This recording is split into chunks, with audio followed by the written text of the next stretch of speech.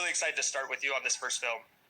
My God, 20 years ago, from the very weekend that the first Fast and Furious opened, so many memories, so many wonderful, wonderful, wonderful memories surrounding that time in my life when this movie was finally coming out. I remember it was supposed to come out in March, and I had gotten a call saying that they wanted to move it to June. And I was like, I've been waiting for this movie to come out in March. Yeah. They said, no, then that's a good thing that they're moving it to the summer. Of course, it was yeah. I love the symmetry now. Like you said, you know, it's meant to be. Obviously, we would have loved to see F9 last year, but the fact that it's, you know, going to essentially be 20 years on the dot, that was kind of feels meant to be. It does feel meant to be. It not only feels meant to be. Again, a similar situation. Last year, I thought it was going to come out in May. I was excited. I told all the fans, and we had to push it a year. But who would have thought last year it would have been a blockbuster release because it's F9. This year, it's a call back to that theatrical experience. That theatrical experience we have all missed, and we don't realize how much we've missed. We've been entertained in watching movies on our couch. And we forgot that explosive electric feeling of being in a theater as an audience, as one, as a community, engaged in this spectacle. And you never know how much you miss something until it's gone. And so I'm really proud that Universal is willing to be that blockbuster that comes in and says, let's get back to the movies together. Of all these interviews, we start by quoting a great man's words. I live my life a quarter mile at a time. Nothing else matters. For those 10 seconds or less, I'm free. So this is a challenge, but how would you sum up this first Fast film in 10 seconds? I live my life a quarter mile at a time. Perfect. That is truly perfect. I can't think of a better way to do it. I live my life a quarter mile at a time. Nothing else matters, not the mortgage, not the store, not my team and all that. For those 10 seconds or less, I'm free. If it didn't work, the whole franchise never would have worked. It was that moment that cemented the Fast and Furious into pop culture and making it the world saga. Yeah, it is. It's like the moment where you get the heart, not for the first time, but where it really sinks in. That's and it's perfect.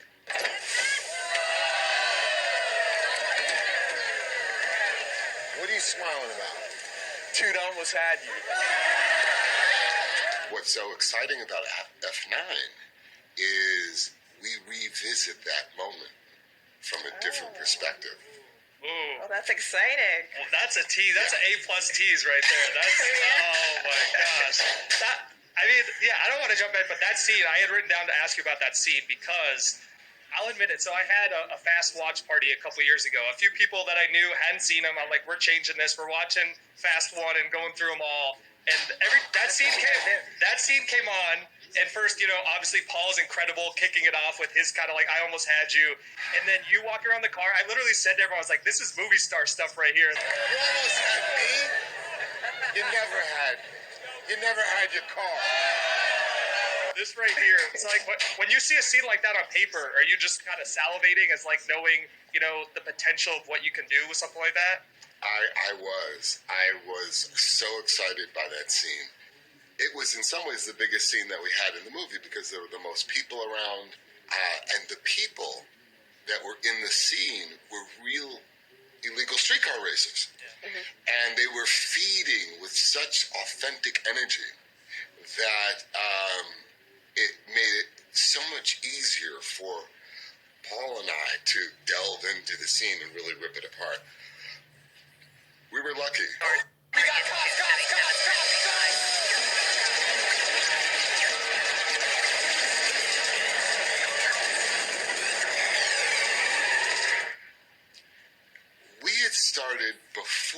production, prepping for that scene. So one of the things that we did as actors in preparation for that scene was we did go to illegal streetcar races. Now, I grew up in New York City, and in New York City, in Manhattan, you won't see a lot of helicopters. And you definitely won't see helicopters disperse anything, like any kind of illegal streetcar racing. That's not going to happen. But Paul grew up in LA and was accustomed to that. And I wasn't. So I remember when the helicopters came, I'm like, well, which way do you run? And I have this image of Paul and I running over this bridge. Now, we haven't even filmed the movie yet. So we really don't, we're really putting ourselves out there.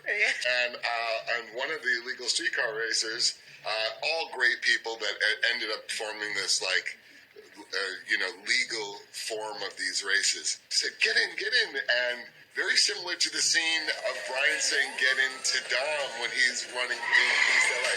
Get in!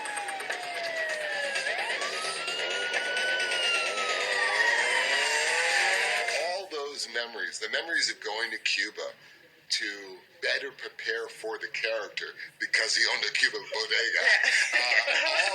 That was the time when I had all the time in the world to prepare like crazy for every single role.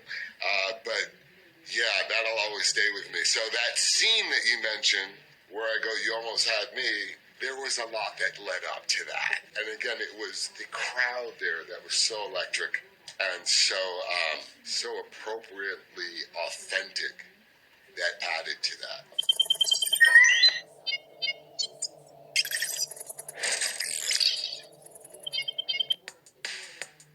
I'm a ganiac, check my drawers.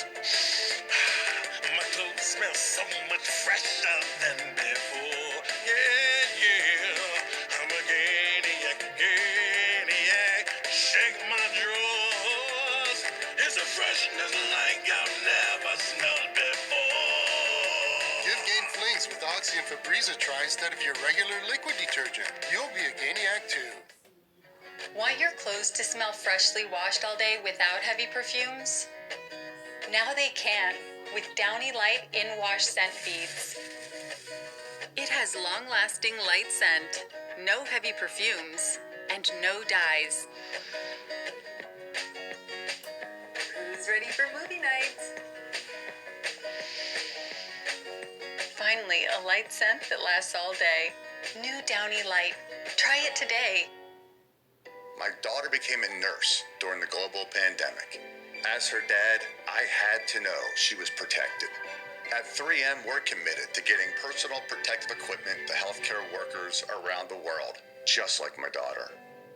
Other internet providers not flexible enough? Well, things have changed. Suddenlink introduces optimum flexibility. Choose your internet speed and change it anytime. Like high-speed 200 meg internet for just $24.99 a month. And with it, you'll get all these extras included on us. Only at Suddenlink. Click now. I've always been a worrier, juggling work, young family, life commitments. I really struggled to deal with stress and anxiety. I tried everything, and what I found was the prescription medication really had adverse side effects, impacting my ability to focus, my motivation. So we created Complete Calm, a drug-free natural supplement to help with anxiety, stress, and sleep. Start your journey towards a calmer, more rested you at Assystem.com today.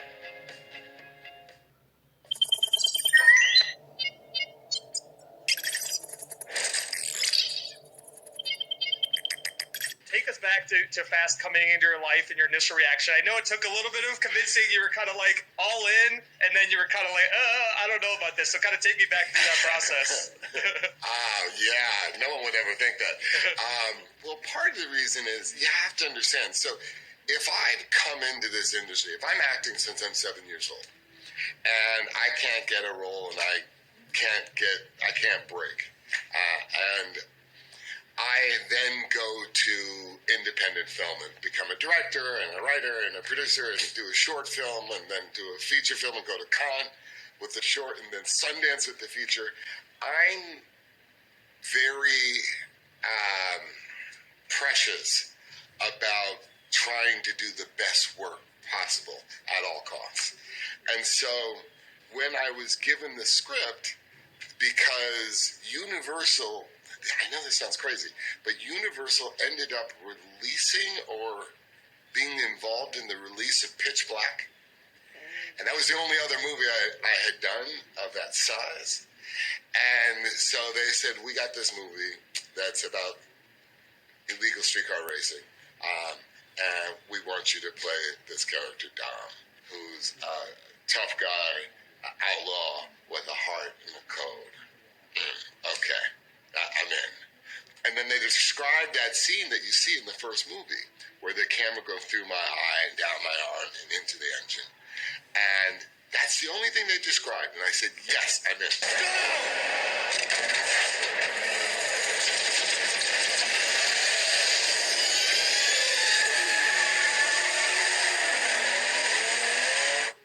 The next day, I'm supposed to go to the premiere in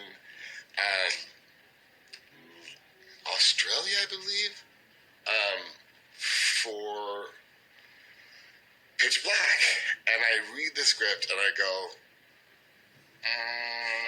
maybe not. And my father, who is such an important person in my life, is such a purist about art that I got that from him. And so, we grew up in an artist house in New York City, where if you made more than $10,000 a year, you were kicked out of the building. We were like, we're real artists. And so I'm going, I'm conflicted here, because this script is not what I thought it would be. They hire David Ayer. That day, they asked me to come in, and we do a page-by-page critique/rewrite, and David Ayer goes off and writes this great script, and the rest is history. When do you feel like you really got Dom? Was it during that process of going through the rewrites with David Ayer, or was it later? When do you feel like you really were like, okay, this is it? The irony is, I felt like I had gotten what the character wanted to be in the first script, but I felt that there were things conflicting with his truth, and that's where David Ayer came in. And he said, I remember him saying, the Dom character is so complex, I've never seen anything like it since Alfonso, when Denzel played Alfonso for him. And so I kind of appreciated that he was able to see the complexities of the character. I'm sure he didn't imagine we'd be 20 years later releasing Fast 9 and exploring more of this Dom character. I'm sure he didn't. So I got the world and what the world was about, but the character just needed some fine tuning, and some other characters needed some fine tuning as well, like the Letty character, across the board. And I'm just so lucky that they were open to it all, and that they really wanted me to feel great about it and confident about it. And that's not the normal Hollywood story. But my Hollywood story has never been the normal Hollywood story. Being an actor in the 80s and the 90s, as a multicultural actor, there weren't a whole lot of opportunities, which is why I ended up doing my own films like Multifacial. I don't know if you've ever seen Multifacial. Yeah, absolutely. But the idea that I went down that road, and then this industry that I had been begging to be a part of for 2 decades, more than 2 decades, finally comes and says, we're not going to ask you to audition, we're going to write a role for you in Saving Private Ryan. And so nothing about my journey was typical, I guess. And I'm grateful for that, because it's allowed me to be that much more invested in the films that I've been lucky enough to be a part of. Yeah, it just really shows, like, from the beginning, and you guys have always been great about, everyone's listening to everyone, right? And, like, any concerns, you're hearing it out. It, like, kind of shows that, that can lead to some success. So once you sign on, Paul was already on. Derek, that's my mantra. So we had done an interview yesterday, and they asked, do you still take notes from the studio? And I take notes from my stand-in. I take notes from the driver. I take notes from the nurse. I take notes from any human that will spend a second to think about this massive piece we're trying to make. I take notes from my 5-year-old kid. I will take notes from anybody. I am not precious. I'll sync up later with you for my ideas for wrapping up the franchise. Right? We'll talk later. So you're fully on board, and Paul was already signed on. You know, he had worked with Neil and Rob on the Skulls. So then, that's right. I mean, this movie doesn't work if that dynamic isn't right. Like it just doesn't. So true. Yeah. So what was it like? You know, was that chemistry just instant there with Paul? Like obviously, you know, you guys are off going to street races, so clearly you got along pretty good from the beginning. We got along clearly from the beginning. I first met him at Dodger Stadium. We were testing out our cars. Part of the process of Fast is we've always auditioned our cars. So the cars have been such a significant part and representation of our characters that there is a process of casting, right? Of casting the exact vehicle for the state of mind that the character's in or the journey that the character's going through. But would you go back to that time? We're just coming out of the East Coast, West Coast beef. Yeah. If you can remember where you are, 1999, this is not common for a New Yorker and a West Coast to kind of find common ground, which in some ways lends itself to that each character's journey in the relationship and the objective of finding that brotherhood. No one would ever associate that, but we were just coming from, it was still popular that there was a divide. We were still getting over the deaths of Tupac and Biggie, and it was still very much present in our lives. There was that, so when I came on, it was me and my New York crew and him and his West Coast crew.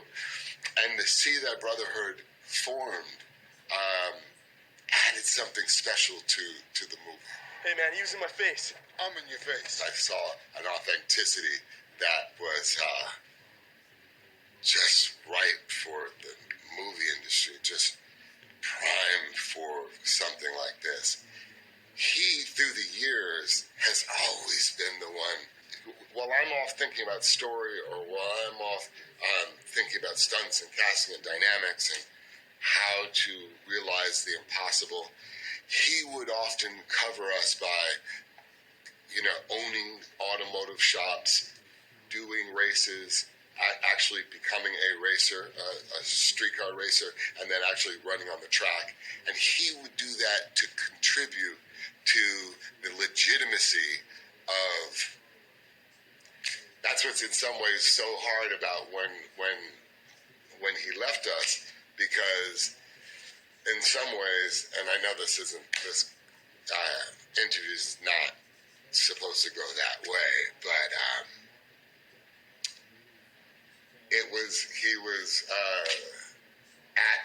doing a fundraiser at a garage where he was collecting cars and.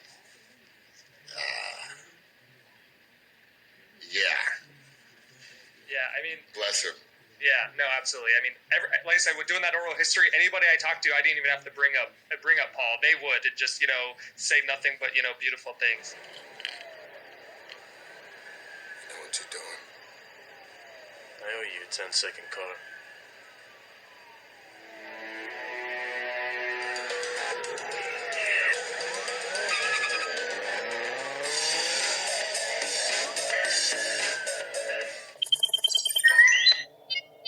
Ever notice how stiff clothes can feel rough on your skin? It's because they rub against you, creating friction. And your clothes rub against you all day. For softer clothes that are gentle on your skin, try Downy Free and Gentle. Just pour into the rinse dispenser, and Downy will soften your clothes without dyes or perfumes. The towel washed with Downy is softer, fluffier, and gentler on your skin. Try Downy Free and Gentle, recognized by the National Psoriasis Foundation and National Eczema Association.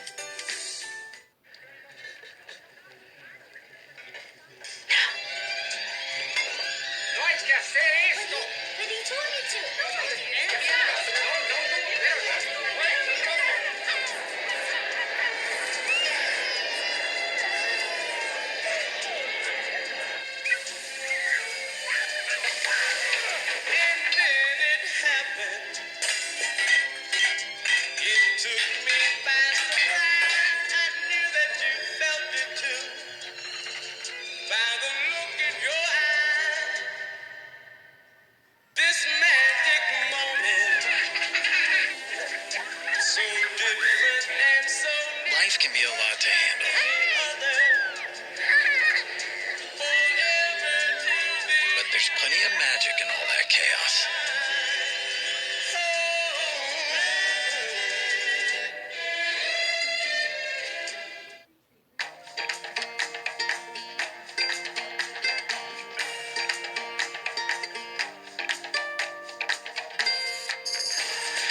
Just 2 pills for all-day pain relief.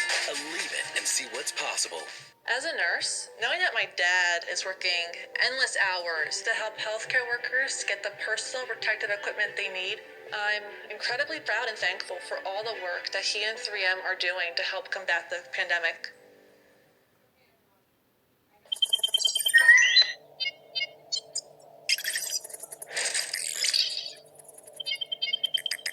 As important as we talked about that relationship, it was obviously you and Michelle, portraying a very different relationship with Dom and Letty, and that has just kept on going and become one of the most recognized couples in film history. I dare to say. You look a bit tired.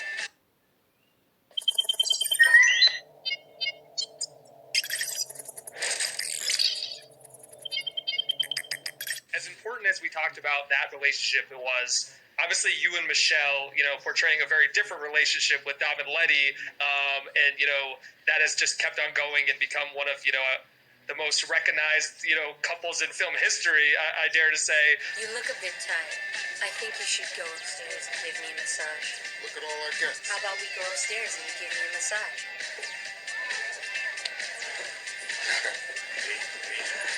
But talking to her, she said it was funny early on because you talked about you come from this very actor professional actor realm, and she literally said to me, "I'm just this crazy girl from Jersey City on her second movie."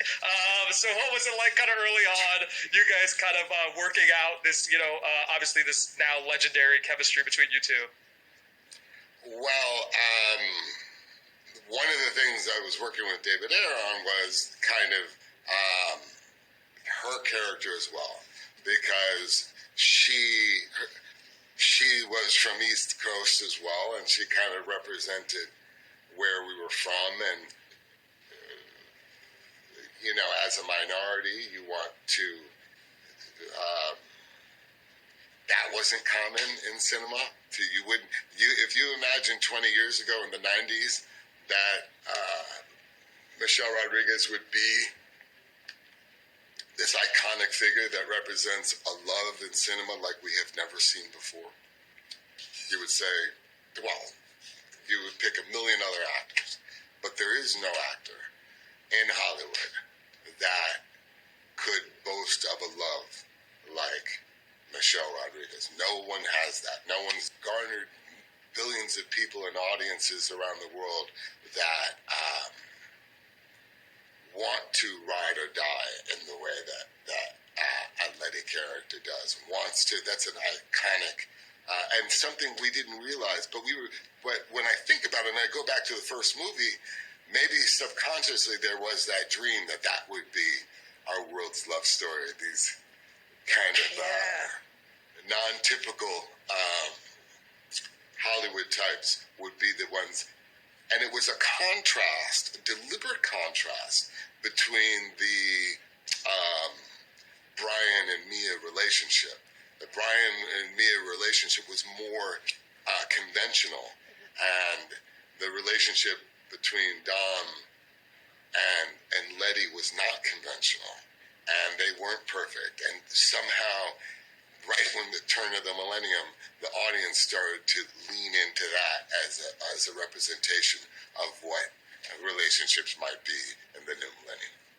That is definitely something that stuck out to me. I remember I was 14, I think, when the first movie came out. And so, that blew my mind just to see both Michelle and Jordana, in those roles as these leading women. And it's even rewatching it, it's still cool to me that, Letty's involved in the heists and everything like that, too. as you evolved that relationship, like Michelle says that she kind of leaves sort of the romantic arc to you to help guide her, and then she's just like down the ride. But what are those conversations like as you're sort of figuring out those beats for Dom and Letty? I didn't read a lot of reviews, but I heard all the reviews were good from the first one. Yeah. And then someone said, I forgot where it was, New York Times or something. Someone said the only crime of Fast and the Furious is we didn't get to explore enough of Dom and Letty. And maybe I've kept that in the back of my head, but after the fourth one, when her character was written out of the movie, I mean, I can remember right to. I was already saying she will have to be in the movie. Letty will have to be in this mythology in order for us, or me, or all of us, to construct the next trilogy. Mm-hmm. You will need this archetype. This archetype will be needed for this mythology to progress. Hey, baby. You should be watching from the side. I wouldn't want to get any exhaust on that pretty face. How about you put your money where your mouth is? It'll be too large. Right here, right now. If you really think about it, you go through 4, avenging Letty. That brings Dom back. Yeah. Right? And then when you go to 5, you end with... When you go to 5, Ilsa Pataki's character is trying to fill in for Letty, and then you realize how much he misses his true soulmate. Yeah. And then at the end of 5, Eva Mendes comes in and goes, "Do you believe in ghosts?" Best moment. Which, I mean, if we're taking notes, I'll take Eva Mendes back. If we're just like throwing in little notes. No. Just wait for 10. Let's go. So let's just say the fact that you guys know that the studio is saying we can't cover all this ground that needs to be covered in just one movie. You can only imagine what is to come. Yeah. Oh man. Oh, getting me excited just talking to you about it. Filming on a Fast 1 is so different from filming on an F9. Like, not even apart from the budgets or the stakes on screen, just like you guys were so under the radar on that first one. So what was it like thinking back on that? We're talking summer 2000. You guys are just, running around LA, going to street races, having a good time. What was that like? Amazing. I often tell this story because after we made the movie, we went to, I don't know if you remember MTV Spring Break. Yep. Yeah. We went to Mexico for MTV Spring Break, and I remember we had to circle around. We couldn't go to an airport. The plane was about to, whatever. Anyway, but on our way home, we just wanted to go back commercial because we didn't feel too comfortable. Paul and I, right?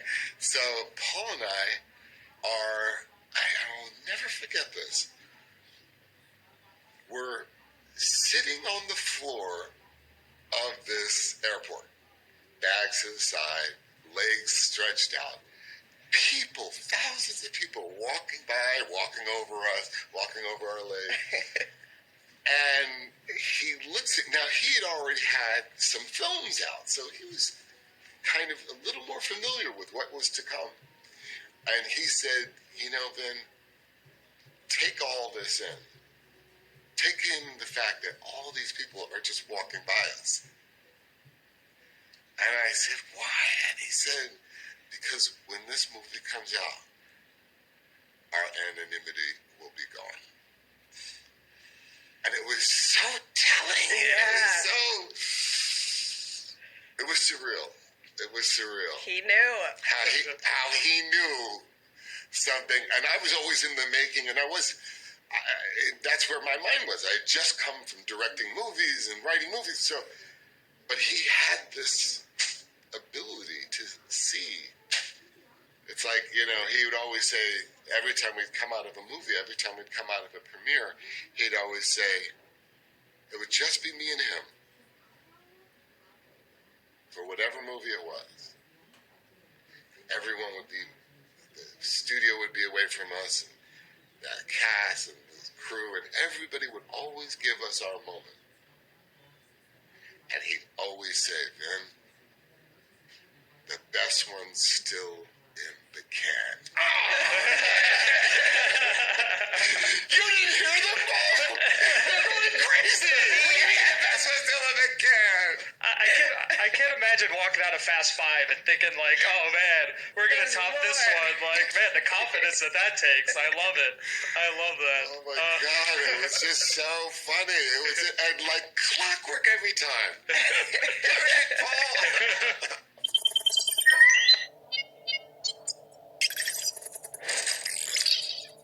Alice loves the scent of gain so much, she wished there was a way to make it last longer.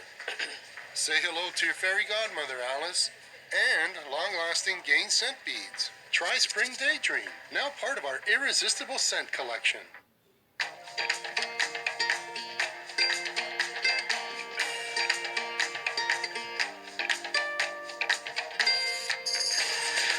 Just 2 pills for all-day pain relief. Leave it and see what's possible.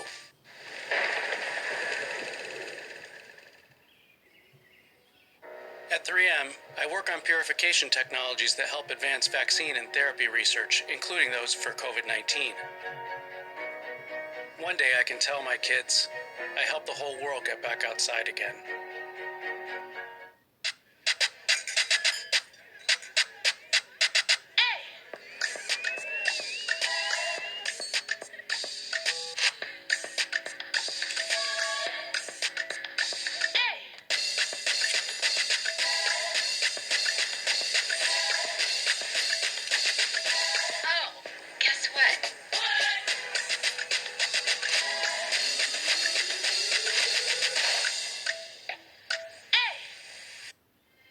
Gravity and relativity were discovered by people working from home.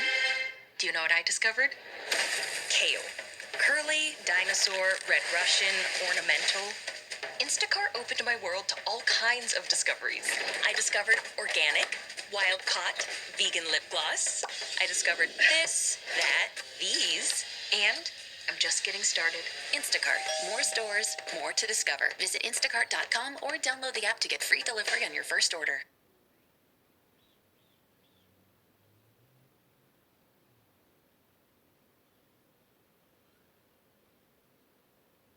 Story of DVD players. It totally started at a different place, and it started very humble, and I guess that's something that I'm grateful for, that we were able to start from humble beginnings so that you could really connect with these characters, with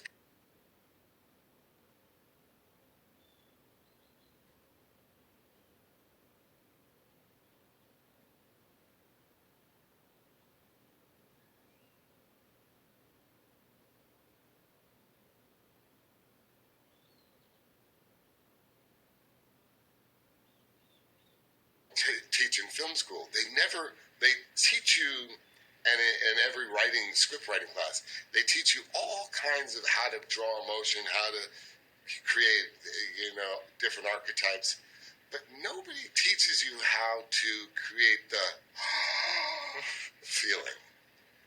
And that feeling is what Fast is.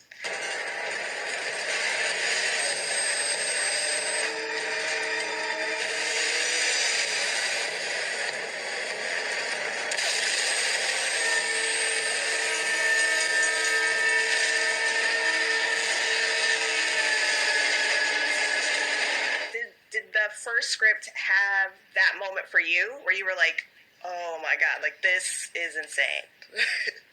That first script, it did have that moment. That first script, when the car goes over, flips over. Yeah. That was done practical. So you can only imagine how. I mean, if it was done practical, it meant that it had to be done practical. There was no digital option. Right. There was no CGI option. So you can only imagine when I saw that, I was like, oh my God. we're obviously now, 9 films in, 2 more to go. I know you originally said you asked Universal not to make a sequel because you thought it would ruin the ability for that first one to be a classic, which I'm thankful that was not the case. We can report that it's still a classic 9 movies later. So what was that thought process like just for you originally back, then after the success of the first one? Well, I was a fan of classics, so Rebel Without a Cause, Wild on the Waterfront, or like older movies that were classics. And I had seen movies get sequelized, and quite often studios would just brand the movie. So they would slap the title, and they weren't trying to Francis Ford Coppola the movie. They weren't trying to go that extra level to make sure that you were building off of the existing story and the existing characters and having those characters evolve. You just simply call it whatever the brand thing is, and not evolve the story in an episodic fashion. That's why I said, guys, if you do another one, you're going to jeopardize this first one being a classic. And of course, script was always something very important to me. If I didn't feel comfortable with the script, I was crazy enough to turn down offers that, I remember turning down the offer for Too Fast, Too Furious. And my father, who I just said is this incredible, altruistic, pure artist. You sure you want to do that? So I thought he was gonna say, "Oh, well, you can't be bought. I love that. That's amazing." And he flipped it on me. He said, "You sure you want to?" By doing that, you send a message with your actions that you have to continue with integrity. So if I didn't opt out of being in the second one, I never would have been able to be in a position to become the producer and to have such a incredible role in the thinking. I remember when I did the fourth one, the roles now had reversed. I was saying, you know what, I see so far into this mythology. You could save a lot of money if you just film 4 and 5 together. And they almost kicked me off the Universal lot. Calm down, man. Calm down. You're lucky we're making a fast forward. I'm sorry.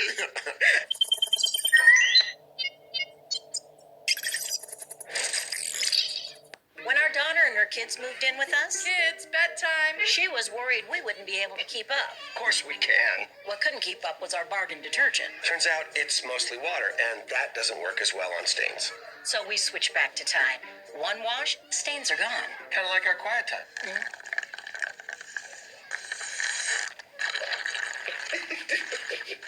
Don't pay for water. Tide is concentrated with 3 times the active cleaning ingredients. If it's gotta be clean, it's gotta be Tide.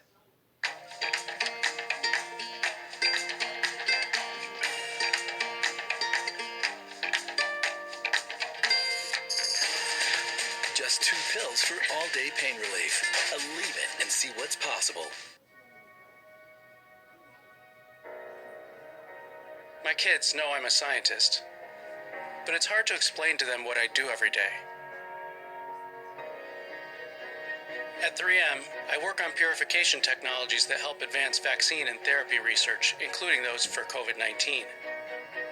One day, my kids will realize I wasn't just helping them play outside again.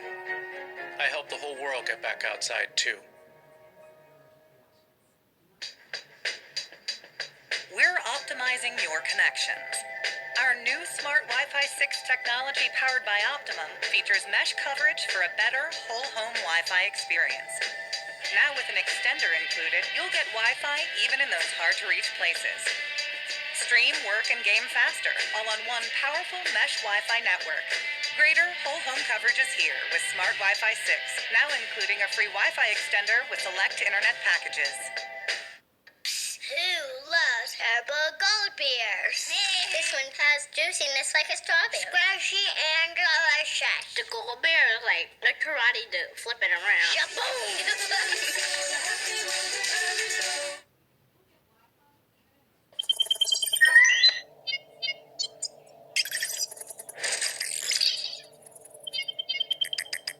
Very important question. How many films do you think we would have gotten if the original title of Red Line had stuck? Like two red, two lines doesn't really have the same ring to it. No. I don't know. What do you think? Could we have been? Would we be sitting here with Red Line? It was called Red Line, and I wanted to keep Red Line, and because I just wanted to, because I've been thinking Red Line, right? Yeah. And it was Neil Moritz who called me and said, I got the title. And this was right before we were about to open the movie. So around that time when I shared with you that they were moving the date to the summer, and I didn't understand what that meant, and I thought, are they going to will this movie ever come out? Yeah. Please come out. I was like, I didn't know anything about dating movies.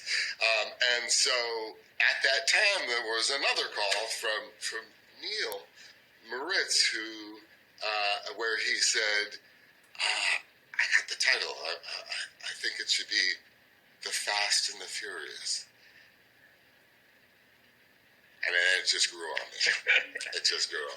Yeah, at first you're like, wait, so you want to push my movie a couple months and change the title? What's going on? What is going on here? So, I was so, because, I had the big dreams when I went to Sundance.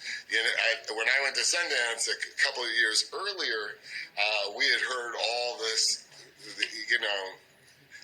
about films going to Sundance and selling for all this money and getting picked up and getting distributed, and mine didn't get distributed. So there was always that fear, like, if you push it, are you going to shelve this movie? Is anyone ever going to see it? So that coupled with name change, you could see how you could be. Yeah. Some worries there. Yeah. Then we'll wrap up with what we were calling the finish line, a kind of rapid fire questions about the film and the franchise. So I guess I would the first question. This idea came from they had already filmed the movie and then they drop you in. So say we have a time machine and we could go back and add someone to this first Fast movie. We're not replacing anybody, but we're adding maybe it's someone who came in a Fast film later or just an actor you think would have been a great fit. Like who we going in the time machine and putting in Fast 1?